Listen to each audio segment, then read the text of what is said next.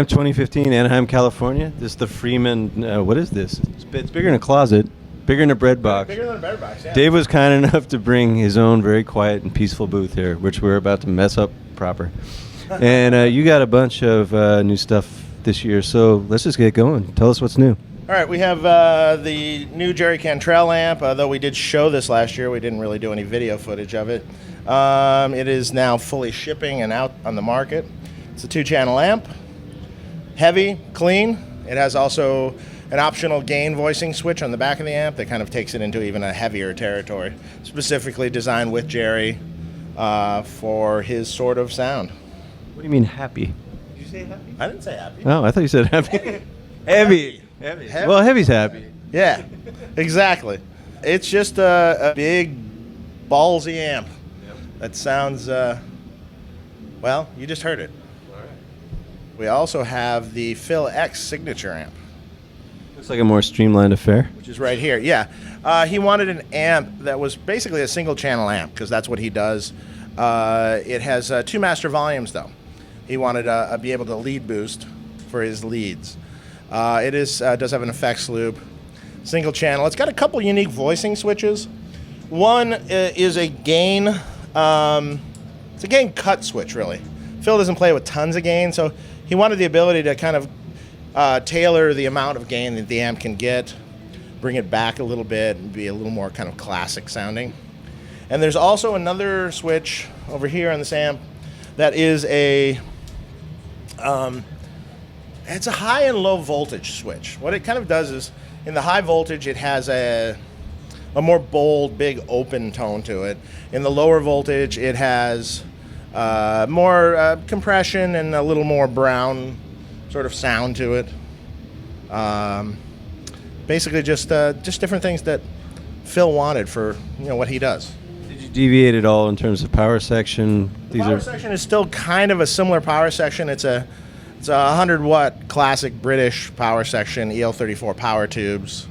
In most of our 100-watt amps, that's what we use.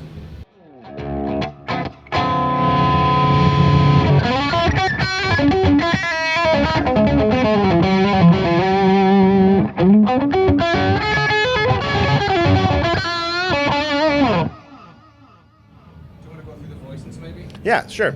The voicing, this would take us down a notch in gain. Go ahead and play, Kenny. Sure, man.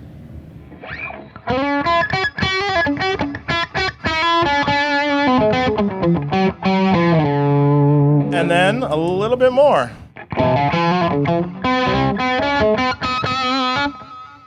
The other voicing switch, I'm not sure if you'll hear it as well on this, but we have the more bold voicing, shall we say, or the high.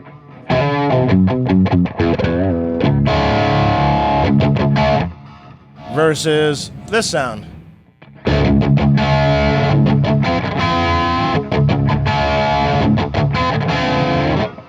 Basically, that's really kind of bold and bolder, isn't it? It's they're both bold. Yes, they're both bold. But definitely one is a little more headroom and a little bolder. It's that punchy, classic sort of British thing. There's a lot of bottom end there too. Yeah, it's. I think it's maybe one of my favorites so far. Looks beautiful. I don't know. Maybe they're all my favorites. I don't just do gain. Yeah. I've had a big background in all sorts of vintage amps over the years, and I wanted to kind of create kind of an American-sounding amp meets British. So it's more of the classic kind of American clean reverbed amp that you would be used to hearing, but the power section is a little more British. It has 6L6 tubes. It is a 40-watt amp, and it can bark or it can be sweet and pretty. And also the reverb on the amp is not your typical very washy spring reverb. It is a little more subdued from most, so it kind of just stays in the background like a nice hall reverb almost. You want to take us through some settings? We'll have Kenny play. Yep.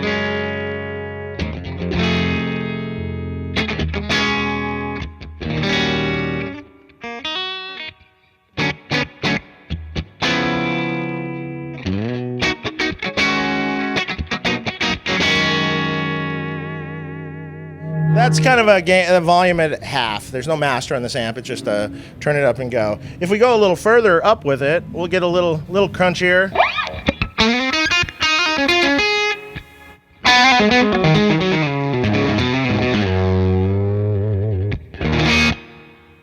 A little barkier, a little crunchier, a little more kind of a classic, almost a British kind of thing at that point.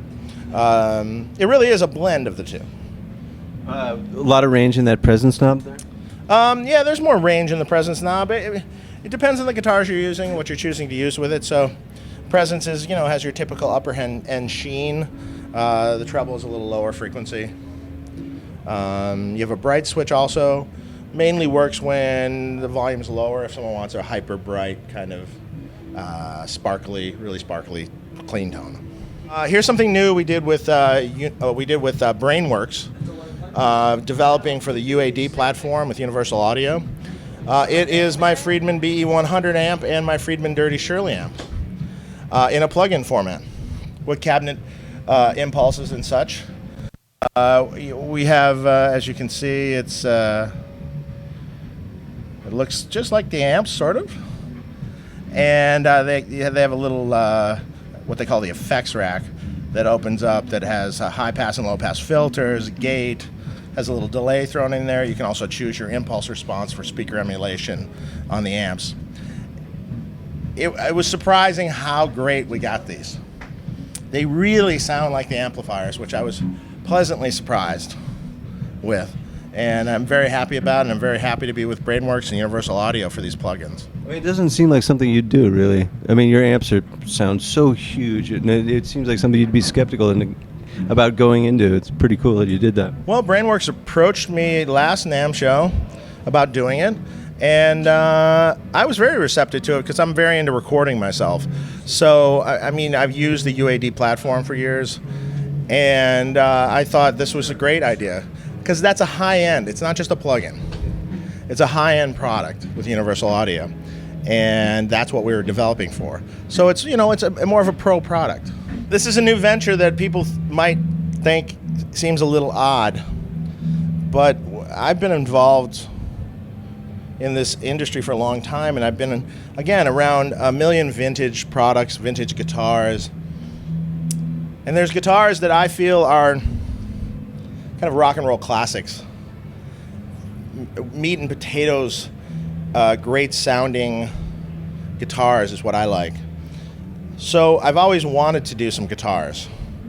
So I started working with a very close friend, luthier of mine, and we started developing Friedman guitars. Basically, their concept behind it, vintage feel, vintage styling with more modern playability. All these guitars are all one-piece bodies, handcrafted, hand-carved, not parts guitars, not CNC made. The necks are handmade, the bodies are handmade, everything about it is handmade. So it's just it's going to be a limited collection, really. We're going to do 60 guitars per year, and we'll have 4 models every year with different looks, different finishes, different things. For this year, these 4 are the models that we're doing. All the guitars have Motor City pickups in it. Wade is someone I've been working with for a long time on pickups, and I feel they're some of the best pickups on the market. So I choose to use those for these guitars. That guy felt nuts. That was beautiful. Yeah, that's a cool one. I'm not sure I have a favorite. I like them all for what we chose to do. The red guitar is a mahogany-bodied guitar. The black telly is an alder-bodied guitar. So is the white Strat, an alder-bodied guitar. And the vintage maple neck Sunburst is an ash-bodied guitar. The last thing that we did this year was kind of interesting. I deal with a lot of people that use modelers these days. So the problem is a lot of people want to use full-range monitors for it, and I didn't really feel that there was really any great ones out there. And what I mean by great to me is something that has punch, attack, doesn't sound like it's not like a guitar amp. And we worked on these for a little while, We finally got it where we like it. These are full range cabinets, 500 watts, Celestion drivers, specifically for products like an Axe Effects or Line 6, various Line 6 products, or 11 rack, or Kemper, whatever's out there. It's a very punchy, articulate cabinet. You can feel the thump. It doesn't feel like a cardboard box, basically. It's all birch-made cabinets, which actually lends itself to the punch. It's not a plastic full-range cabinet like a lot of things are. It's made like a great PA cabinet. Well, congratulations on the fruits of what was probably a very busy 2014 for you. Yeah, very so busy. Thanks a lot. And you got a website, right? Yep, FriedmanAmplification.com. Check it out. Ask for Dave. Signing off from Winter NAMM 2015 Premier Guitar.